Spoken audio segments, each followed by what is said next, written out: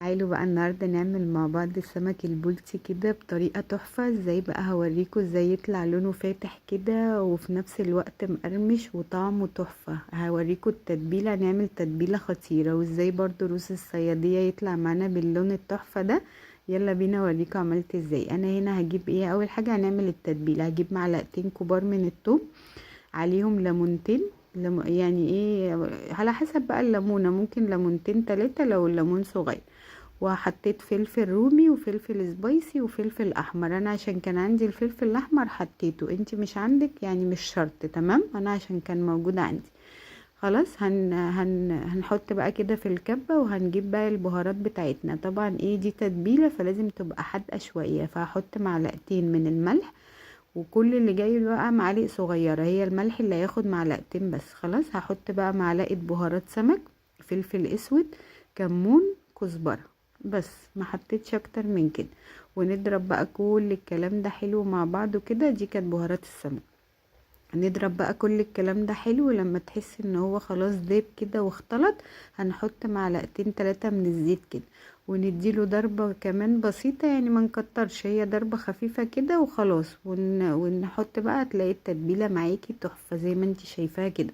بجد روعة. ممكن تشيلي منها بقى هنا، لان طبعا انا مش هاخد كل الكمية دي. انا بحب اعمل بقى كمية كبيرة كده واشيلها في برطمان كده لمرة تانية، بتبقى حلوة وبتقعد معانا. خلاص، طبعا غسلت السمك حلو قوي زي ما انتوا شايفينه، خليته زي القشطه كده. وطبعا صفيته. لازم نصفي السمك عشان ما يديكيش اي طعم زفاره او حاجه، لازم تصفيه حلو قوي. ونتبله بقى كده بالتتبيله اللي احنا عاملينها. التتبيله دي تحفه، هتعجبكم جدا. تبلي بقى حلو كده من جوه. لازم بطن السمكية من جوه تبقى متبلة حلوة قوي، وبالذات عند الراس لان بتدي زفارة شوية، فلازم تتبلي حلوة قوي كده زي ما انت شايفة من بره ومن جوه. بصوا، ما تسيبوش حته في السمك ما يطولهاش تتبيله.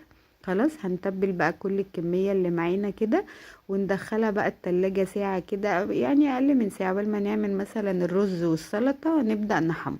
خلاص جبت طبعا حله وحطيت فيها بصلتين كده عشان نعمل رز الصياديه، وهنزل عليهم بمعلقه من الملح. خلاص، ونقلب بقى الكلام ده حلو قوي.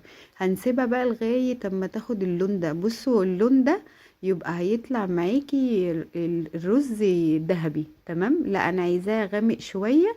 فهتسيبيه بقى لغايه اما ياخد اللون ده، وبعدين تنزلي بمقدار الميه. يعني لو هتعملي كوبايتين من الرز، تنزلي بكوبايتين ونص من الميه. خلاص هيغلي بقى كده، وحطينا طبعا الملح والكمون. خلاص هنسيبها بقى اول ما تغلي كده عشان يطلع معاكي الرز غامق زي ما انتي شفتيه كده. هي دي الطريقة. وبعدين ننزل بالرز بقى. خلاص ونوطي بقى ونغطي النار. خلاص كده هنسيبها بقى لغاية هنا. بصوا، حسيت ان عايزة سنة مية فحطيت، يعني هما كانوا كوبايتين من الرز، خدوا يعتبر كوب 3 مية بالظبط كده، عشان انا الرز بتاعي تقريبا بياخد سوا شوية. هنغطي بقى ونسيبها لما تتشرب كده اهو. بص اتشربت المية. هنقلب بقى كده ونحط شياطة. بص لونه تحفة بجد، لونه روعة. هنحط بقى شياطة كده ونغطي ونسيبه بقى يكمل سواه تماما، مش هياخد اكتر من 7 دقايق. هنجيب بقى بولة كده نحط فيها ايه، معلقتين، يعني قولي كوباية دقيق على معلقة نشا. وهنحط زي ما انت شفتي ملح وايه. ودي كانت بودرة الزعفران عشان تديلا لون اصفر كده وتحفة. دي التلحيسة اللي هم بتوع مطاعم السمك بيعملوها عشان يطلع السمك معاكي لونه فاتح كده وطعمه مقرمش. هي الخلطة اللي انا بقولك عليها دي. هتجيبي كوباية دقيق، عليها معلقة كبيرة من النشا، عليها بودرة زعفران ورشة ملح بسيطة، وتقلبي بقى بالمية لغاية اما تديكي ايه، اللون اللي انت شفتيه ده. خلاص ده بقى دقيق ونشا عادي، يعني ده الدقيق اللي احنا بنعمل بيه السمك. عليه طبعا معلقتين كبار من النشا. وندخل بقى الدقيق كده جوه البطن كده، ونغلف السمكية حلوة قوي بالدقيق. لازم السمكية تبقى ايه، متغلفة حلوة قوي بالدقيق. بس في نفس الوقت بعد ما يعني بعد ما نغلفها حلو بالدقيق، ننفض طبعا الدقيق الزيادة. بصوا انا هنا غلفتها حلوة قوي. هنفض بقى اي دقيق زيادة هينزل من عليها.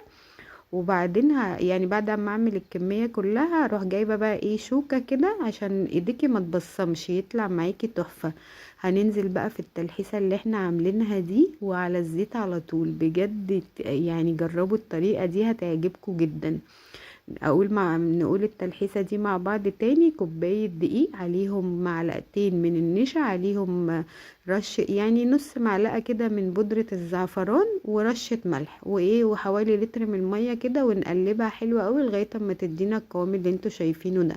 وبعد طبعا لما بهرنا الدقيق حلو، يعني بهرنا السمكة في الدقيق، هننزل بيها في التلحيسة وبعدين على النار. انا هنا ما جيتش جنب السمك، يعني بعد ما حطيته سبته حوالي 7 8 دقايق كده، وهقلب على الناحية التانية. هيكون خد لون كده من تحت الكلام ده بعد ايه 7 8 دقايق كده. هيكون خد لون طبعا من الجنب التاني، هروح قلبيه وهسيبه بقى لغاية اما يستوي، يعني ياخد اللون كده من كل الناحية. هتلاقيه استوى معاكي وبقى زي الفل. وهنا بقى الرز كنت بوريهولكوا كان مفلفل وطعمه تحفة. بجد جربوا الطريقة دي هتعجبكم جدا. والتتبيلة كان يعني السمك كان داخل فيه التتبيلة تحفة.